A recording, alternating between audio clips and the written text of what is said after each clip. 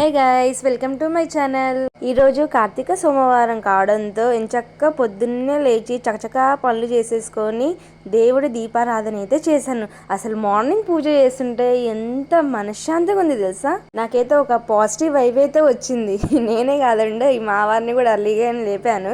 ఎందుకంటే ఈరోజు రెండవ కార్తీక సోమవారం కాబట్టి ఎంచక్క ఇంట్లో పూజ చేసేసుకొని గడపలకి పూజించి నేను మా వారు కలిసి మా ఇంటి దగ్గర ఉన్న శివాలయానికి వెళ్ళాము. ఈ రోజు కార్తీక సోమవారం కావడంతో దట్టు శివుడికి ఇష్టమైన రోజు కావడంతో జనాలు అయితే చాలా మంది వచ్చారు. ఉసిరి దీపం పెట్టడానికి ప్లేస్ వెతుకుతూ ఉంటే ఉసిరి చెట్టు కిందనే మంచి ప్లేస్ అయితే దొరికింది.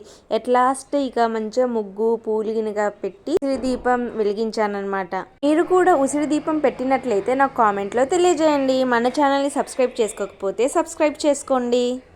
ఉసిరి దీపం ఎందుకు పెడతారంటే మహాలక్ష్మికి శివకేశవులకు ఈ దీపం అంటే ఎంతో ఇష్టం. ఉసిరి దీపాన్ని వెలిగించడం వల్ల నరదిష్టి తొలగడంతో పాటు నవగ్రహాల దోషం కూడా పోతుంది. ఉసిరికాయలో సి విటమిన్ పుష్కలంగా ఉంటుంది.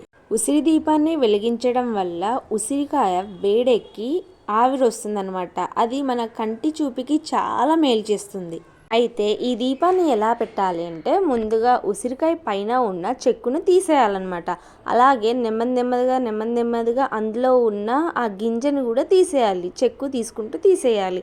ఆ తర్వాత ఆవు నేతిలో ముంచిన వత్తిని పెట్టి దీపాన్ని ముట్టియొచ్చు. ఉసిరికాయ పూజకే కాదండో, ఈ తినడం వల్ల కూడా చాలా లాభాలున్నాయి. ఇందులో విటమిన్ సి, ఫాస్ఫరస్, కాల్షియంతో పాటు ఇతర మినరల్స్ కూడా పుష్కలంగా ఉంటాయి. దీన్ని రెగ్యులర్గా తీసుకోవడం వల్ల వైట్ హెయిర్ ఉన్న వాళ్ళకి అది తగ్గిపోతుంది అన్నమాట.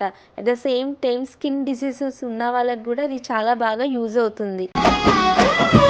హర హర ఈశ్వర